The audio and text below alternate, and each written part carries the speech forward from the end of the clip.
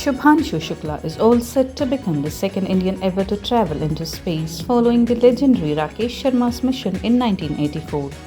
He will be flying aboard Axiom Space's fourth commercial mission to the International Space Station, launching on 8 June from the Kennedy Space Center in Florida. The Dragon spacecraft will lift off at approximately 6:41 p.m. Indian Standard Time, marking a critical moment in India's space legacy.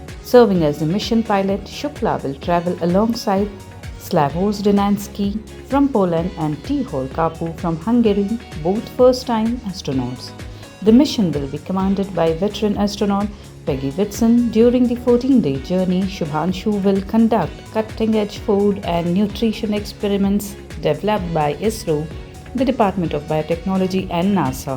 His focus will be on testing how traditional Indian crops like methi and moong grow in space under microgravity conditions. Calling it the journey of 1.4 billion Indians, Shukla says he is thrilled to represent India in this historic mission. The Axiom 4 mission, costing around 550 crore, is being seen as a critical step toward India's upcoming Gaganyaan mission planned for 2027.